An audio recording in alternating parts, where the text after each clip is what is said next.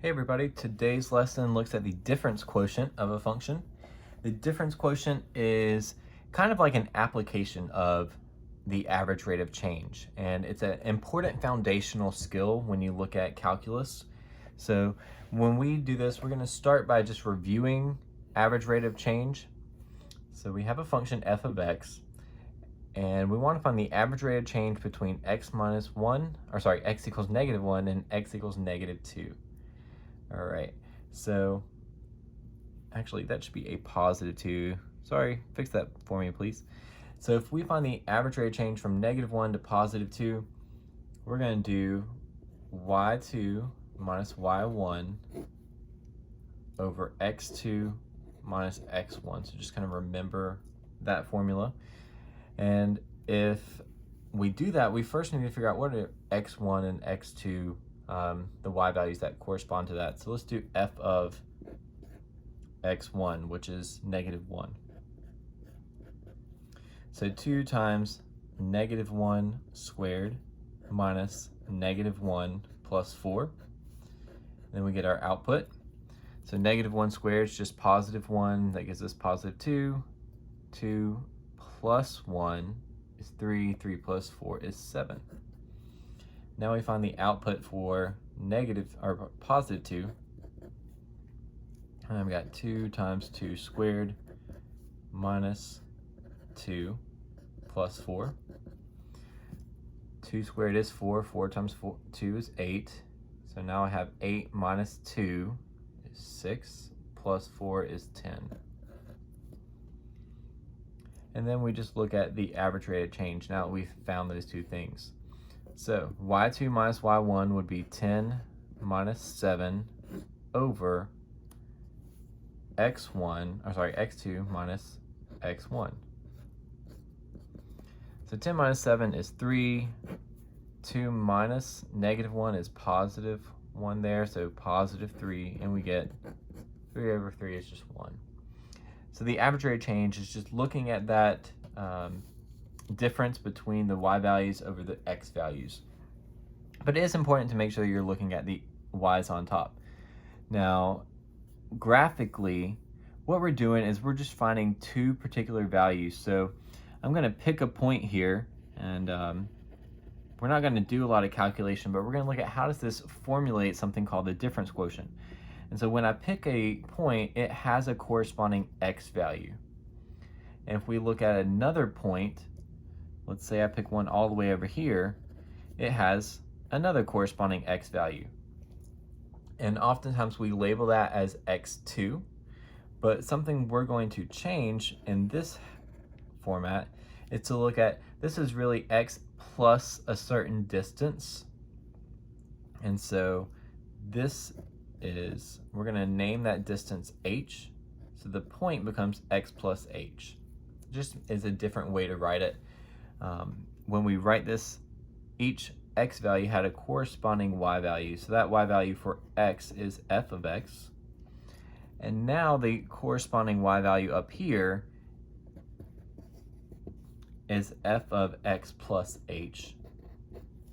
All that does is just show a different way to write that input value, but we're creating a difference quotient formula, and to do that we have f of x plus h, which is y2, minus y1, f of x. So f of x plus h minus f of x over x2 minus x1, so x plus h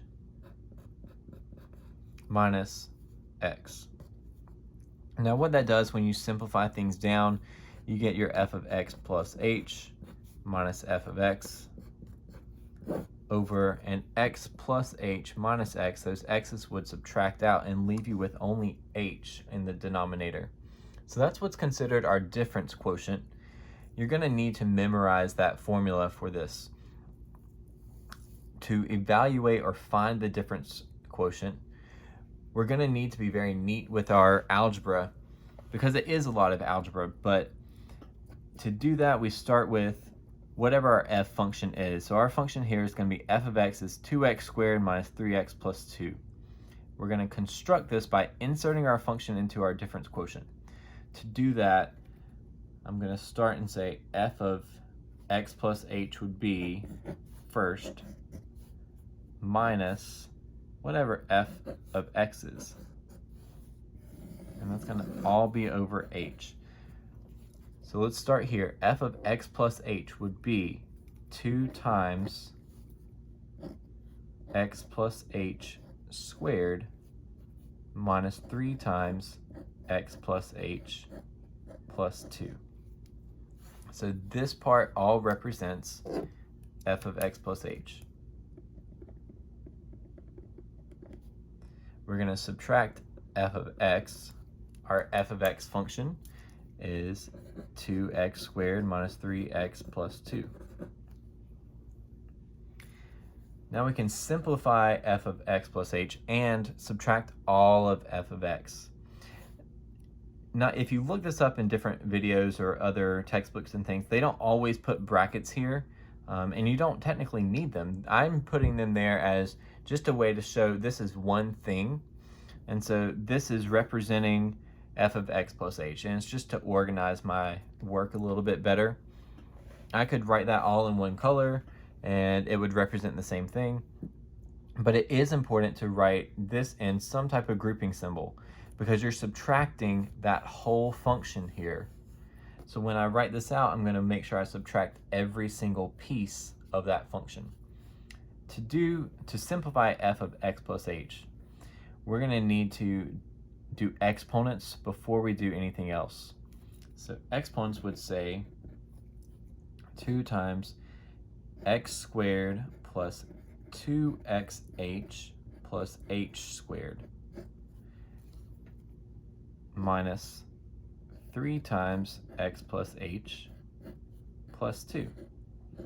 All of that is just one part of simplifying this. Now, if you remember how to square a binomial, that's what I did right here. But if squaring a binomial was something that you weren't as familiar with, you just write it twice and then you multiply it out. There gives you your x squared. If I do x times h, I get xh. If I do h times x, we get another xh because multiplication can swap. All right, and then h times h is h squared. So that's where we got our x squared plus 2xh plus h squared. All right, now we're subtracting all of f of x. So I'm going to subtract 2x squared, subtract a negative makes plus 3x, and subtract 2, all over h. That's the part that people forget, that it is all over h. So when I recommend students do this, I just say, don't be afraid to take up a lot of paper, and that's okay if you use a lot of space.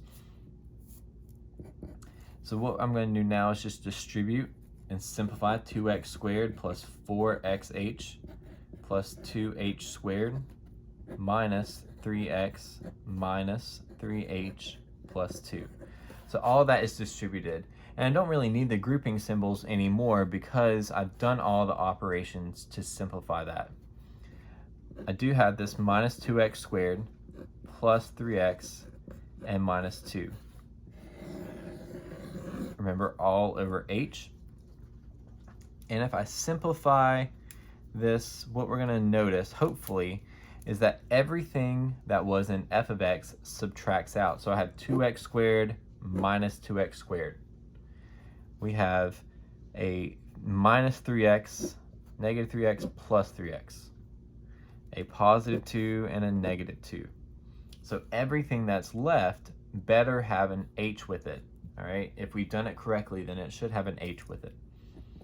That leaves me with 4xh plus 2h squared minus 3h all over h. To simplify that part, we need to undistribute to factor out an h from the top. If I factor an h out of every single term, that's what we're looking for, is that everything had an h. Then I have 4x plus 2h, because there's an h squared, which means there's 2 of them here, and then minus 3. all over h. We factored out an h because we want to be able to reduce this fraction. That leaves us with only 4x plus 2h minus 3. And that is considered the answer. That's our simplified difference quotient. So let's try it again. It's going to take a few examples before you really kind of feel like you've got the hang of it. But g of w, we don't have to necessarily have f of x to find the difference quotient. But it is going to follow that same format, so where it was f of x plus h minus f of x all over h, we're going to do the same thing, but it's going to be, g of w plus h minus g of w all over h. Let's start with that numerator. We're going to have g of w plus h. When I input this, I have negative w, so that's our input squared. The input is now w plus h. So when we're doing this, pay attention to your two negatives. Minus 4 times w plus h plus 2. Subtract, and I can use my other grouping symbol. So this is the second part. We had a first part and a second part.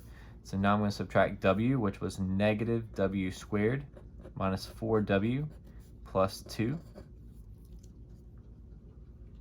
And it's all over h. We just simplify it a little bit at a time. So I'm going to start by simplifying this w plus h mess. And we do exponents first. So negative something. So w plus h squared would be w squared plus 2wh plus h squared. All right, minus 4 times w plus h plus 2. That whole thing is not finished, all right? But I can go ahead and subtract every piece of g of w. So minus a negative becomes plus w squared plus 4w, but minus 2. It's still all divided by h. Now to simplify the top one more time, we're going to distribute outside our parentheses, so negative w squared, negative 2wh, and negative h squared. This distributing makes it negative 4w minus 4h plus 2. At that point, we can drop our grouping symbols because we don't have anything else to distribute. Plus w squared plus 4w minus 2, all divided by h. Now let's look to see, can we simplify the numerator?